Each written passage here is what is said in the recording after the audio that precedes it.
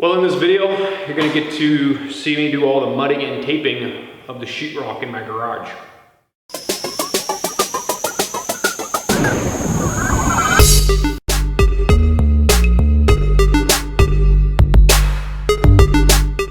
couple of things I wanted to cover. I am not a professional at doing sheetrock by any stretch of the imagination. We'll start off with get yourself a clean 5-gallon bucket and a sheetrock sponge. This sponges come in the sheetrock section of any major hardware store.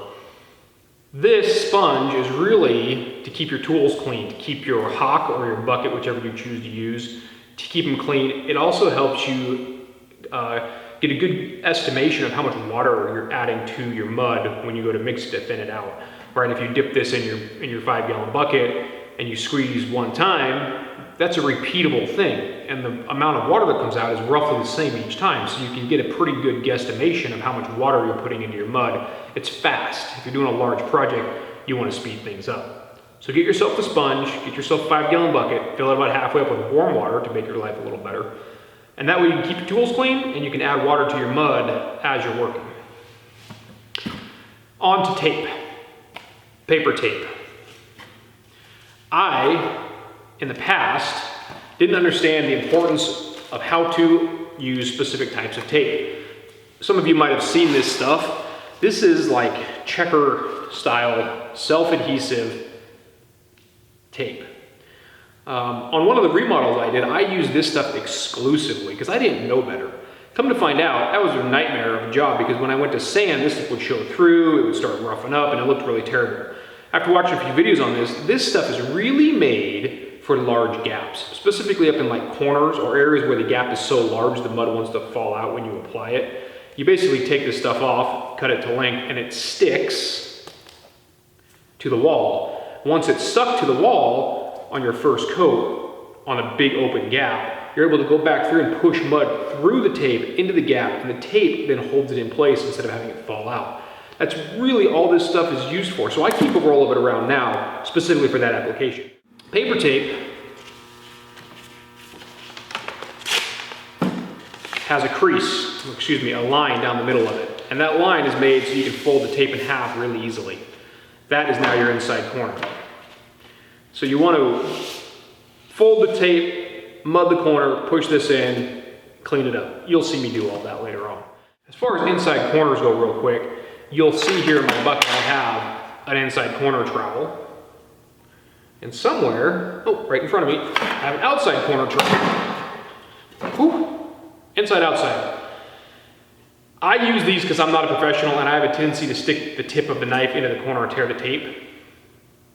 Pros don't use this stuff, and they'll tell you not to. I like it, I use it, I'm not a pro. I don't know what to tell you. Paper tape holder. Hook it on your belt, and you're able to get tape off quickly. This thing is indispensable in my opinion, even for a small job when you're doing mudding and taping. This thing comes in incredibly handy, and it's only a few dollars. Paper tape holder. It's cheap, it's worth it, even on a small job. So many of you guys that have done sheetrocking in the past have probably used those trough-style Sheetrock Mud holders. That's what I've always used in the past because I felt that it was the best way to keep the mud in one place, and if I got too thin, it didn't matter, and so on and so forth. However, after watching a few videos like you guys are doing right now, I have found that this, which is a sheetrock hock,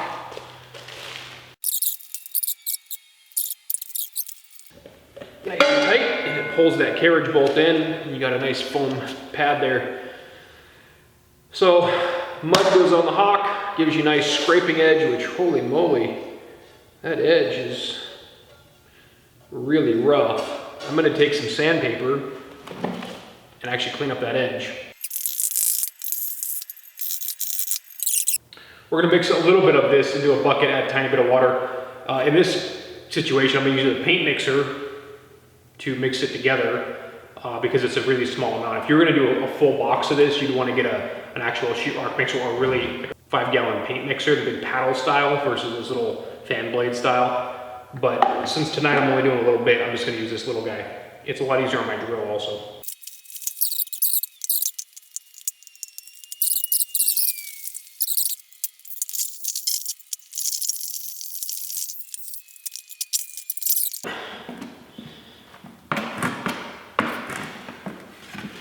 This is pretty good consistency.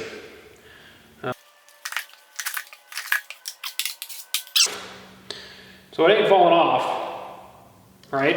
I mean, it's moving around a little bit, but it's nothing we can't clean up and keep where it belongs. So we're ready to go put some tape and some mud in.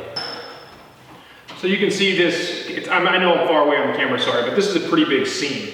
I've got a big gap right here. I didn't hang this piece exactly square. So I got a big gap right here, and I got a big gap right here, which is where we're focusing on this first go around. We're getting the big gaps filled up so that they can dry overnight.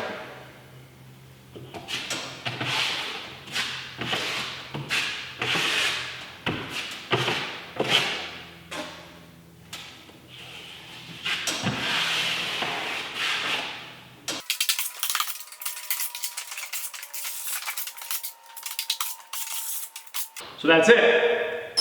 Filled up the big seams. This will dry overnight. We'll come back and we'll put another light coat, and then we'll put the tape on top of that.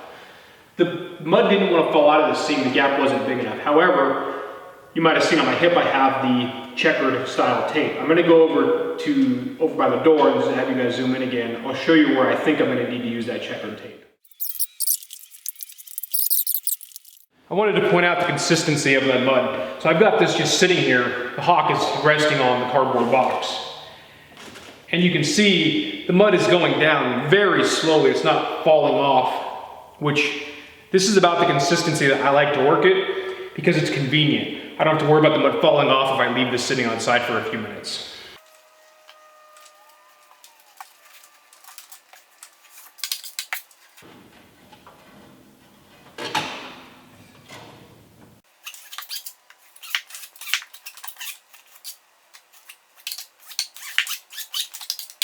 Once again, that's that checkered tape, and you can see how well it works to fill in the big gaps.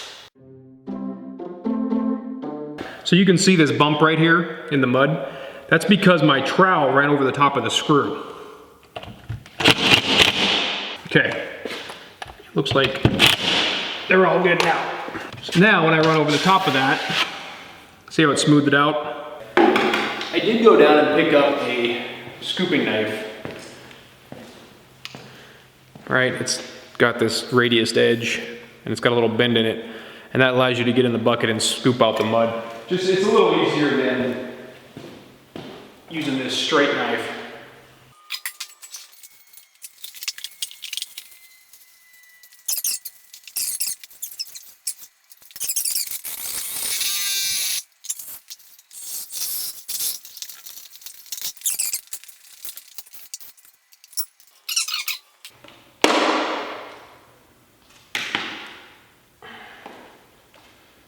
Four scoops is pretty workable for me.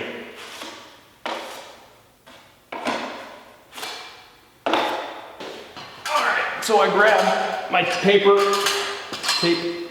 holder. It's on my hip here. I've got a little bit left on the roll. I'm going to use that up and then move on to my next roll.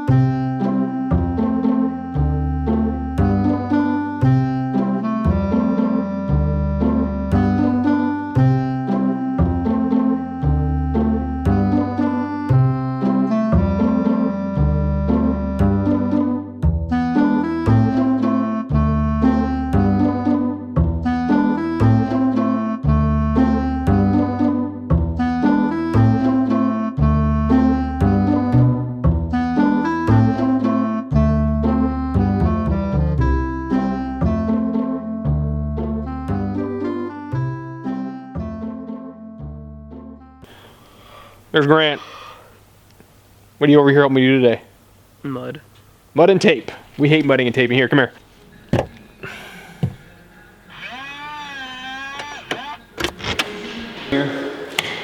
There we go. So we're coming along. It's looking pretty good.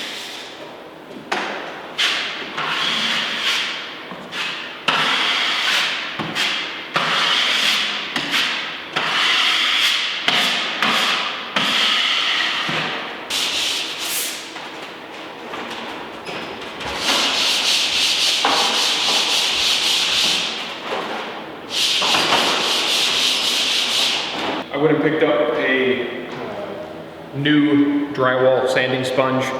So this is a fine grit, and I'll do the final pass with this that smooths everything out. You can see I've got the stage behind me, and one of my lights is hanging down. I've been using those to kind of cast shadows to make sure I didn't miss anything.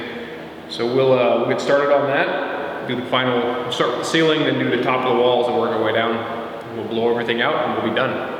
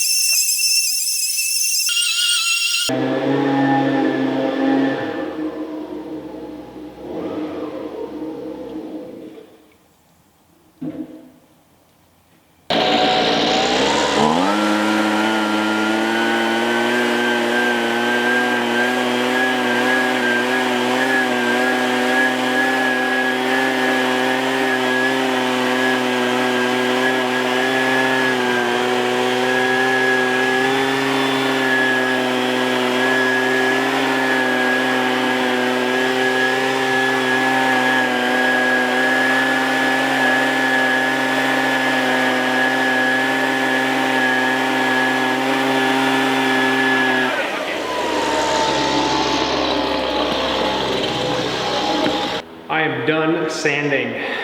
I tell you what, I hate sheetrock. I hate sheetrock, I hate mudding and taping and sanding, it's just terrible.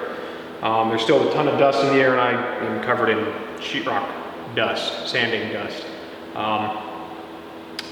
Any case, hope you guys got something out of this. I don't know what there is to get out of it, to be honest with you. Take your time, go slow. The more you do, the better you will get. Make sure you get the right size knives, all that kind of type of stuff. There's a lot of other really good videos out there on YouTube about mudding and taping. In any case, maybe check out a couple of these other links. I'll have, let's see, my garage series over here. I'll have my tractor build and probably my brother's house build over here. Make sure you hit that subscribe button. That always helps me out in the long run. Appreciate you guys watching. Hope you got something out of this.